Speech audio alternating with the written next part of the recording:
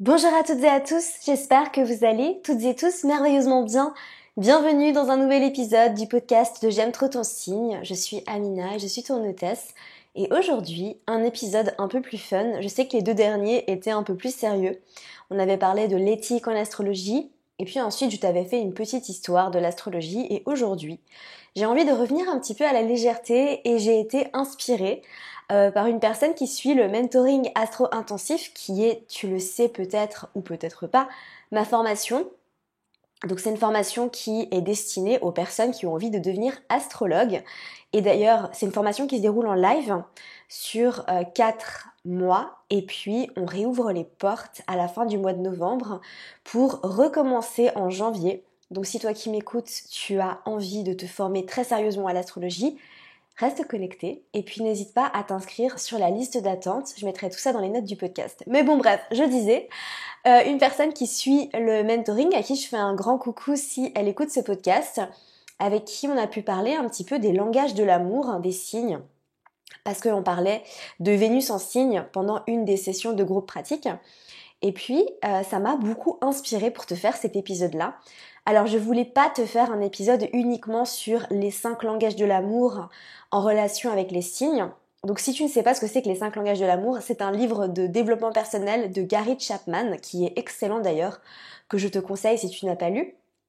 Ou alors de simplement écouter un podcast à ce sujet, ou alors de lire un résumé si tu préfères, parce que c'est un concept qui est très intéressant et qui explique en fait notre manière de donner et de recevoir l'amour.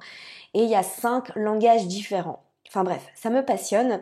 Et en fait, je pensais en relation avec les signes que ça pouvait être intéressant de développer un peu plus et d'expliquer comment séduire les signes. Voilà, donc c'est le sujet du podcast d'aujourd'hui, donc un podcast un peu plus léger, mais qui pourra quand même te donner pas mal de clés et qui pourra t'aider à comprendre toute la complexité et la multidimensionnalité des archétypes des 12 signes astrologiques. Avant de commencer, comme d'habitude, si ce n'est pas déjà fait, si tu me découvres à travers ce podcast, fonce me suivre sur Instagram @j'aime trop ton signe. Et puis, si tu veux vraiment aller plus en profondeur dans l'astrologie, le meilleur moyen, c'est de t'inscrire à la newsletter. J'envoie 2 newsletters par semaine. Et en fait, ce sont des mails de contenu avec beaucoup de valeur. Donc évidemment, à l'approche des pleines lunes et des nouvelles lunes, je parle des énergies de ces pleines lunes et de ces nouvelles lunes. D'ailleurs, au moment où je t'enregistre cet épisode, on attend la semaine prochaine une pleine lune en poisson qui va être magnifique. Donc je vais faire un mail là-dessus pour expliquer tout ça. Et puis sinon le reste du temps ce sont des mails de contenu où je t'explique des concepts en astrologie, où je t'apprends à décrypter ton thème astral. Donc n'hésite pas à t'inscrire, c'est le premier lien dans les notes du podcast. Et du coup on commence tout de suite. Alors comment séduire les signes? Donc ça c'est une question et c'est marrant parce que peut-être que pour certains signes ça peut te paraître plus évident que pour d'autres. Ce que je te conseille de faire en fait c'est évidemment d'écouter pour ton signe solaire, mais je dirais c'est quand même plus avec le placement de Vénus dans ton thème astral que tu pourrais te reconnaître. Évidemment, tu le sais, c'est complexe l'astrologie et chaque thème astral est à analyser à part entière, hein, mais du coup, voilà.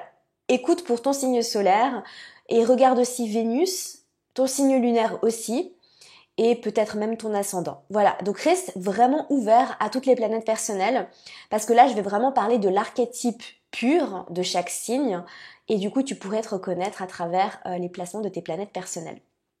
Et n'hésite pas à m'écrire sur Instagram d'ailleurs pour me dire si l'épisode t'a plu, si tu t'es reconnu, si ça t'a fait rire. Alors, comment séduire un bélier? Ça, j'ai l'impression que c'est quand même une question qu'on me pose assez souvent, et c'est drôle parce que j'ai une amie à moi qui est love coach, et qui me dit Amina, il faut que tu viennes intervenir en live sur Instagram parce que tout le monde me demande comment séduire un homme bélier. Voilà. Bon, apparemment, on a envie de savoir comment séduire un homme bélier. Alors, comment séduire un bélier?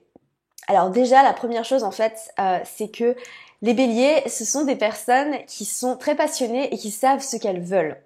Donc, je dirais que, en toute sincérité, pour séduire un bélier, c'est important de comprendre quelle est ta valeur et c'est important de laisser l'autre venir. Hein. Je parle d'hommes ou femmes ou de personnes qui ne s'identifient ni comme des hommes ni comme des femmes, évidemment. c'est de laisser l'autre venir à toi, tout simplement. De le laisser venir à toi parce que le signe du Bélier aime la chasse. Elle aime la chasse et du coup, c'est un signe qui a besoin de pouvoir savoir en fait qu'il va pouvoir entreprendre. Voilà, c'est un signe qui est entreprenant, qui aime entreprendre, qui aime faire le premier pas. Du coup, pour séduire une personne qui a des placements en Bélier, donc évidemment, il faut regarder Vénus, Mars, la Lune, le soleil éventuellement ou l'ascendant, voilà, donc ça dépend, hein, évidemment, mais je dirais, comme je te l'ai dit dans l'introduction, plutôt le signe de Vénus, le placement de Vénus ou le placement de Mars aussi. Et du coup de laisser l'autre venir à toi. Donc, alors attention, c'est important aussi de pas tout donner tout de suite, parce que c'est des personnes qui peuvent se lasser très très très très vite. Et du coup, en général, quand elles ont eu ce qu'elles veulent, quand elles ont l'impression qu'elles ont fait le tour de la question, ben elles partent en fait. Et le truc avec le Bélier, c'est que on est très attiré aussi par ce signe, hein. Moi aussi, hein, je me mets dans le lot. Peut-être que toi pas, mais en tout cas moi je me mets dans le lot. Parce que c'est des personnes qui sont très passionnées, qui aiment la vie, qui sont très vivantes. Et en fait, elles tombent vite amoureuses, mais elles tombent aussi très vite en désintérêt. Donc voilà, attention parce que c'est une énergie qui est quand même très bouillante, très extrême. Je dirais aussi que, en général, ce sont des personnes qui sont assez tactiles, qui aiment toucher. Mais en tout cas, laisse-toi désirer, fais-toi désirer, et en fait, laisse la personne qui a des placements en Bélier te chasser. Voilà. C'est des personnes qui aiment faire le premier pas, qui aiment entreprendre. Et je dirais aussi, garde-les un petit peu toujours à l'affût. Voilà, ne leur donne pas tout de suite. Alors ensuite, comment séduire une personne qui a des placements en taureau? Bon, là c'est vrai que ça me paraît très évident, notamment par rapport aux 5 langages de l'amour. Et c'est aussi parce que j'ai personnellement des placements en taureau, enfin également en bélier, mais voilà, je suis de signe solaire taureau. Pour moi, vraiment, c'est en étant hyper tactile. Le taureau, c'est un signe qui est très sensuel, qui est très connecté à ses sens, surtout si on parle de Vénus en taureau, parce que Vénus est en domicile en taureau. Et du coup, ce sont des personnes qui aiment être touchées. Donc moi, vraiment, ma manière de recevoir l'amour, c'est plus tu me touches, plus je sens que tu vas m'aimer. Donc les câlins, les attentions, vraiment. Et alors aussi, avec le taureau, faut passer par le romantisme. Voilà. Donc évidemment, c'est peut-être un placement qui, c'est pas comme par exemple avec le signe du cancer, du poisson ou de la balance. Les taureaux, c'est un placement qui est romantique, mais qui va pas forcément tout de suite admettre qu'ils sont romantiques. Mais en tout cas, c'est quand même des choses qui vont les toucher. Donc après, il y a évidemment tout ce qui passe par les sens. Donc on parle très souvent de nourriture, donc leur offrir de la nourriture, mais c'est aussi leur manière à eux de te montrer qu'ils vont t'aimer. Quand un taureau partage sa nourriture avec toi, ou alors qu'il t'offre de la nourriture ou du chocolat, vraiment ça c'est, peut-être et parfois c'est assez inconscient, mais c'est une preuve d'amour, hein, vraiment. Parce que crois-moi que personnellement, je ne partage jamais ma nourriture, sauf si je t'aime vraiment beaucoup. Voilà, donc si j'ai partagé ma nourriture avec toi, c'est que tu as une place dans mon cœur, crois-moi. Mais au-delà de ça, blague à part, vraiment avec le taureau, c'est tout ce qui est tactile, tout ce qui est lié au corps en fait. Donc comment séduire un taureau? Je dirais aussi que ce sont des personnes qui aiment être séduites par l'apparence et par la beauté. Donc c'est des personnes qui sont attentives à ton apparence physique et qui sont attentives aussi à ta manière de t'habiller, à ta manière de te présenter et qui aiment les personnes qui prennent soin d'elles. Voilà. Donc comment séduire un taureau? Prends soin de toi, habille-toi bien et emmène cette personne à un date romantique. Partage ton plat, commandez plusieurs plats et mettez-les sur la table et savourez chaque bouchée. Fais-lui des câlins, touche-la, fais-lui des bisous. Enfin voilà. Ensuite, comment séduire une personne qui a des placements en Gémeaux? Évidemment là, ça va être avec les mots, avec les conversations. Les personnes qui ont des placements en Gémeaux, notamment Vénus en Gémeaux, ce sont des personnes qui sont très ce qu'on appelle sapiosexuelles.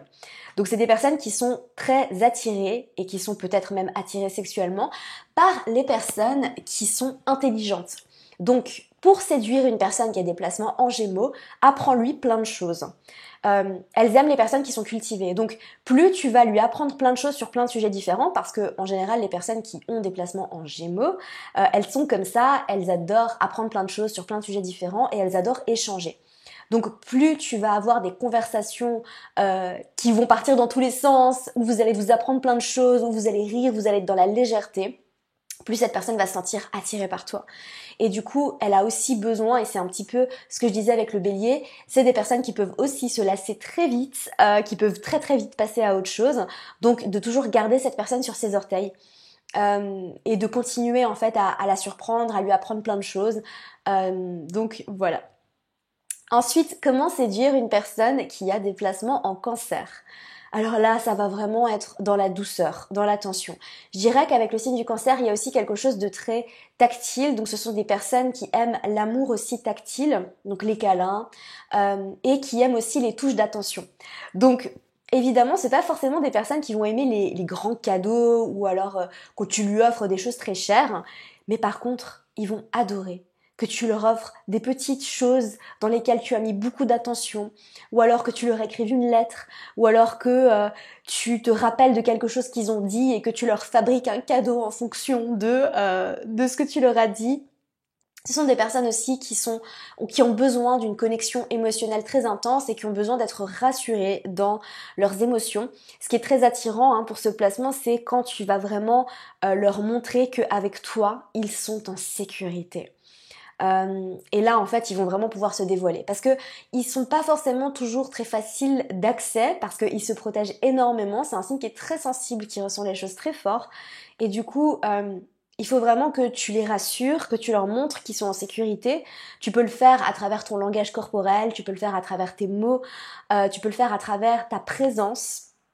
Donc voilà. Ensuite, comment séduire une personne qui a des placements en lion? Alors là, ça va être par les gestes grandioses, les gestes romantiques, et vraiment avec les placements en lion, faut pas avoir peur d'en faire trop.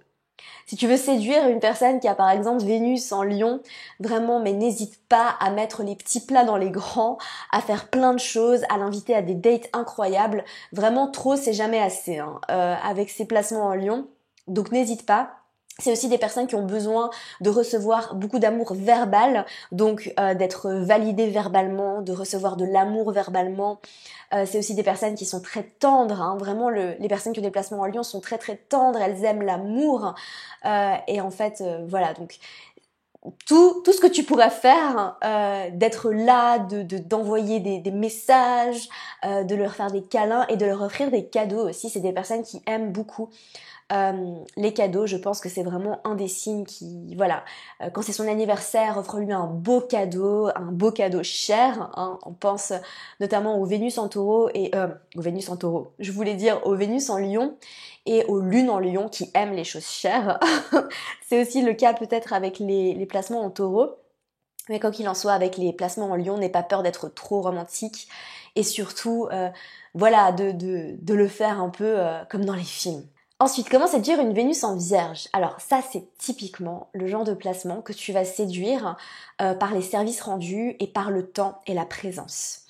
Les Vénus en Vierge, elles ont tendance à être très très très exigeantes et en fait leur manière à elles peut-être de te montrer leur amour, ce sera d'être perfectionniste envers toi. Donc si tu as une personne de ton entourage qui a ce placement, sache que plus elle va être exigeante et perfectionniste avec toi, et c'est sa manière peut-être inconsciente de t'aimer, parce qu'en fait elle veut que tu sois parfaite, parce que pour elle la perfection c'est l'état ultime qu'elle recherche en fait, tout simplement, même si on sait que la perfection n'existe pas, mais ça c'est un autre débat.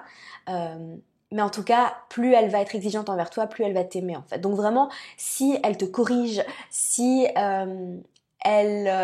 voilà, elle est exigeante envers toi dans la vie quotidienne ou alors à travers ce que tu fais ou alors que tu remarques qu'elle est très observatrice, c'est qu'elle te porte beaucoup d'attention. Alors comment on séduit une Vénus en Vierge? Eh bien en lui donnant en fait beaucoup d'amour et tout simplement en lui rendant service. Parce que c'est des personnes qui sont extrêmement serviables, qui aiment faire pour les autres et qui reçoivent aussi l'amour de cette manière-là. Donc en étant là pour elle, tout simplement en étant présente, en lui rendant service. Et ça peut être tout et rien, vraiment. C'est pas des personnes qui vont avoir besoin de grandes démonstrations d'amour comme avec les placements en lion, parce que vraiment avec le lion on a besoin de grandes démonstrations affectives. Avec Vénus en Vierge ça peut être très discret, mais en tout cas elles ont besoin de savoir que tu es là pour elles. Donc fais-les se sentir en sécurité et elles sont très observatrices. Elles sont beaucoup dans les détails aussi. Donc évidemment, plus tu vas être attentive. Donc quand vous avez des conversations, quand tu vas mémoriser par exemple ce qu'elles disent, eh bien vraiment elles vont se sentir aimées. Si par exemple elles te parlent d'une amie, qu'elles te disent leur prénom et que au prochain date par exemple, tu te rappelles du prénom de l'amie et que tu demandes comment elle va se sentir genre oh tu t'es rappelé. Enfin tu vois c'est vraiment ce genre de petites choses en fait qui va séduire une Vénus en Vierge. Ensuite une Vénus en Balance. Alors Vénus en Balance en domicile également comme Vénus en Taureau. Elle aime la romance, elle est très romantique, elle aime les belles choses, donc évidemment elle va aimer que tu prévois des dates romantiques, que tu l'invites dans des beaux endroits, dans des beaux restaurants. Ça n'a pas forcément besoin d'être grandiose comme avec les placements en Lion. Mais en tout cas, ça a besoin d'être super romantique, des moments où vous allez pouvoir connecter. Et en fait, tout comme Vénus en Taureau, hein, il y a vraiment un aspect qui est très important par rapport à la beauté. Donc elle aime les personnes qui s'habillent bien, qui prennent soin d'elles, qui ont une belle apparence aussi, ça va être très important, qui sont dans l'harmonie, dans le partage, qui communiquent, qui parlent de belles choses. Mais en tout cas, l'aspect communicatif va être très important. C'est important de communiquer ce que tu ressens. C'est des personnes qui sont très romantiques aussi, qui aiment entendre des belles choses, qui aiment entendre que tu les aimes, qui ont aussi besoin d'être validées et rassurées par les mots. Voilà. Ensuite, comment séduire une Vénus en Scorpion? Alors, je dis Vénus, mais ça peut être aussi Mars en Scorpion, ça peut être la Lune en Scorpion, tu auras compris le truc. Avec les placements en Scorpion, ça va vraiment être dans la profondeur. Donc, c'est des personnes qui ont besoin de connecter avec toi en profondeur. Elles vont pas forcément se livrer tout de suite. Et ça, c'est important de le comprendre. Mais plus tu vas, toi, oser être vulnérable, toi, oser t'ouvrir, plus tu vas réussir à les séduire. Elles ont besoin de voir à quel point tu es profond et elles ont besoin en fait de pouvoir te voir autant dans ton ombre que dans ta lumière, de te voir dans toute ton entièreté parce que pour ces placements-là, l'ombre est aussi belle que la lumière. Donc plus tu vas oser être vulnérable et t'ouvrir, plus ça va être attirant. Alors ça ne veut pas dire que elles vont le faire parce que en général c'est des personnes qui ont besoin qu'on fasse d'abord le pas de s'ouvrir soi-même à ses blessures, à ses pardons, mais en tout cas voilà, passer des soirées entières à se regarder dans les yeux et à parler de tout ce qui nous a traumatisés pendant l'enfance et de comment on a guéri et transcendé tout ça, ça vraiment c'est quelque chose qu'elles vont adorer. Partager en fait des choses très profondes, très deep, avoir les mêmes goûts musicaux par exemple et écouter de la musique ensemble en se regardant dans les yeux mais sans même parler en fait, juste en étant connectés l'un à l'autre. C'est aussi vraiment une manière de séduire une Vénus en Scorpion et c'est aussi un placement qui a besoin de se sentir en sécurité parce qu'elles ont énormément peur d'être trahies et du coup de sentir la sécurité à travers les mots, à travers la présence aussi. Je dirais vraiment que si on reprend les 5 langages de l'amour de Gary Chapman, c'est vraiment le temps passé en fait, déconnecté du téléphone, déconnecté de tout ce qui se passe à l'extérieur et vraiment connecté d'âme à âme, de cœur à cœur. Ensuite, comment séduire un placement de Sagittaire, Vénus en Sagittaire, Mars en Sagittaire, Lune en Sagittaire, tu as compris? Avec le Sagittaire, il faut les surprendre, il faut partir à l'aventure. Donc premier date typique, genre viens on va faire une randonnée. C'est des personnes qui ont besoin d'être surprises. Alors évidemment, faut pas tout leur donner tout de suite et il faut vraiment être dans cette joie, dans cette légèreté. Il faut les faire rire. C'est des personnes qui aiment la vie et qui aiment vivre avec un V majuscule, qui aiment les expériences spontanées. Donc vraiment, essaye de faire des choses spontanées. Voilà, je dirais vraiment, elles ont besoin d'être surprises. Elles ont besoin de sortir de la routine. Elles vont détester par exemple aller 2 fois au même endroit, dans le même resto, commander les mêmes choses, mais alors pas du tout. Vraiment, et c'est très important pour elles voilà, que tu les gardes aussi un petit peu sur leurs orteils. Elles aiment les personnes hyper positives et c'est aussi des personnes qui peuvent être, voilà, elles aiment les mots, elles aiment le temps passé, elles aiment les surprises, elles peuvent aimer les cadeaux. C'est un peu hétéroclite, hein, vraiment, elles aiment plein de choses différentes, mais en tout cas, ce qui est très très important, c'est l'aspect surprise, spontanéité, enthousiasme. Et aussi, alors ça c'est très important, elles aiment les personnes, donc tout comme son signe opposé aux Gémeaux, les personnes qui sont très intelligentes, qui vont leur apprendre plein de choses, mais en tout cas, la différence, je dirais, avec les placements en Gémeaux, c'est que avec le Gémeaux, on avait un peu cet aspect, je picore plein d'informations différentes et je peux partir dans tous les sens et te livrer plein d'informations différentes. Avec le Sagittaire, c'est des personnes qui vont plutôt être intéressées par les grands débats philosophiques, et qui ont envie d'aller très profondément et très intensément dans un sujet et d'en parler vraiment pendant des heures. Mais en tout cas, voilà, leur apprendre plein de choses, communiquer, et voilà. Ensuite, comment séduire une Vénus en Capricorne? Alors là, clairement, alors je dis Vénus en Capricorne, mais voilà, ça concerne évidemment tous les placements en Capricorne. Je dirais qu'avec le Capricorne, il y a vraiment un côté très ambition. Donc plus tu vas montrer que tu as construit de choses, que tu es ambitieux dans la vie, que tu as envie de faire,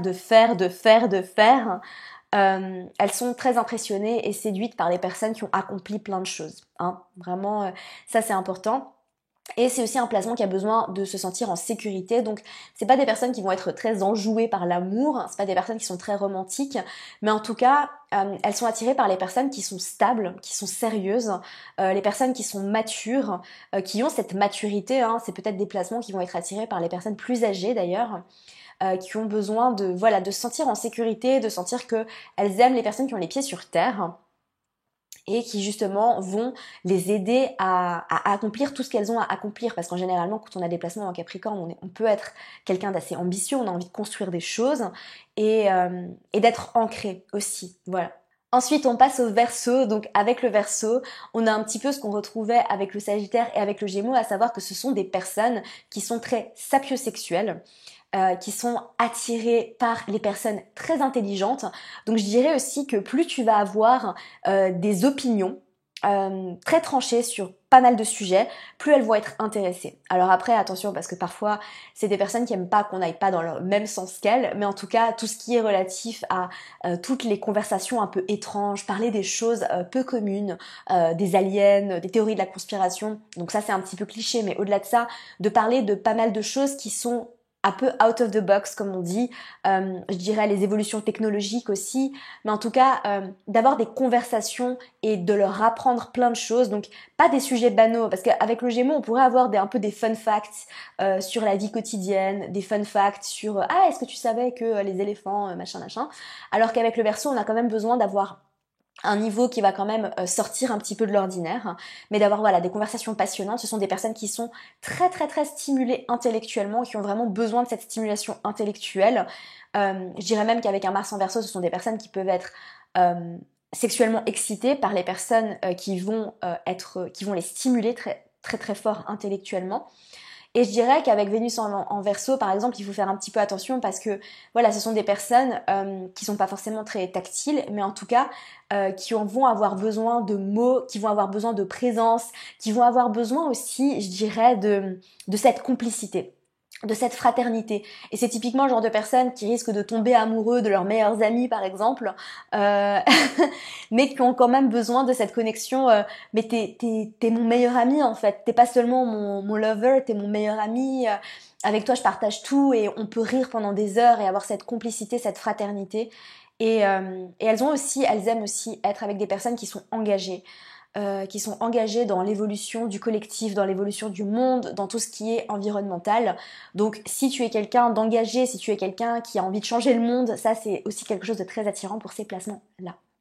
Et enfin, last but not least, comment séduire des personnes qui ont des placements en poisson? Alors là, profondeur, romantisme, vraiment cet aspect de le temps n'existe plus parce que je suis tellement connectée à toi que j'ai l'impression que le monde s'est arrêté de vivre, tellement on est l'un avec l'autre. Donc ça peut autant être, je dirais qu'avec le poisson, c'est vraiment le temps passé. Déconnecter complètement du téléphone, être vraiment pleinement connectés l'un à l'autre, avoir des conversations très profondes, très romantiques. Évidemment, Vénus est exaltée en poisson, donc on a vraiment cet aspect très romantique, très idéaliste. Et la personne adore rêver, donc parler des rêves, parler de ce que vous avez envie de construire, passer des heures à vous regarder dans les yeux et à parler de choses très profondes. C'est aussi des personnes qui aiment vraiment la romance, hein. Mais en tout cas, je dirais qu'elles n'ont pas forcément besoin de démonstration grandiose, hein, pas du tout, même au contraire, elles sont très attendries par les petites choses, mais en tout cas, un petit peu comme avec Vénus en Cancer, il y a un peu cet aspect, les petites attentions, si tu penses à elles, que tu leur écris un petit message, elles aiment aussi beaucoup les personnes tendres et les personnes qui sont ouvertes de cœur. Donc n'hésite pas à être vulnérable, à te montrer vulnérable, à ouvrir ton cœur. C'est quelque chose qui est très attirant hein, pour ces personnes-là. Les personnes douces, les personnes vraiment qui vont pouvoir être très tendres aussi avec elles. Donc tendresse physique aussi, hein, beaucoup, qui est très très importante pour ces placements en poisson. Donc tendresse, profondeur, romantisme, connexion profonde et je dirais même spirituelle. Hein. Vraiment, c'est un peu cette connexion de « Waouh, mais j'ai l'impression qu'on se connaît depuis toujours alors qu'on s'est rencontrés il y a 5 minutes. » Donc voilà. Donc voilà, on a fait le tour des 12 signes. J'espère sincèrement que cet épisode un peu fun t'aura plu. Je te rappelle que si tu veux aller plus loin, ça se passe dans les mails 2 fois par semaine. Premier lien dans les notes du podcast. Et pour les personnes qui veulent aller vraiment plus loin, le mentoring astro-intensif qui rouvre ses portes en novembre pour un départ en janvier. Et puis reste aussi connecté, parce que je travaille en ce moment sur une formation pour les personnes qui sont passionnées d'astrologie. Donc c'est pas une formation comme le mentoring astro-intensif qui est une formation pour devenir astrologue professionnel, qui est une formation qui est très sérieuse. La formation sur laquelle je travaille en ce moment, c'est une formation pour les personnes qui sont passionnées, qui ont envie d'en savoir plus, qui ont été piquées par l'astrologie, mais qui n'ont pas forcément envie de changer de carrière ou de faire de l'astrologie quelque chose de professionnel. Donc reste bien connecté parce que ça arrive en octobre. Je suis trop excitée, je travaille à fond dessus en ce moment. J'espère sincèrement que cet épisode t'aura plu. Si tu veux me soutenir, n'hésite pas à le partager sur Instagram, à l'envoyer à tous tes amis, à tous tes amants. Et je te retrouve mercredi prochain pour un nouvel épisode. Comme d'habitude, prends soin de toi et à très vite. Merci à toi pour ton écoute. J'espère sincèrement que cet épisode t'aura plu. Si c'est le cas, n'hésite pas à me laisser une revue sur iTunes afin d'aider d'autres personnes à découvrir et tomber amoureuses de ce podcast. N'oublie pas d'aller me suivre sur Instagram pour plus de contenu de ma part. Sur ce, je te laisse. Prends soin de toi et surtout continue de briller.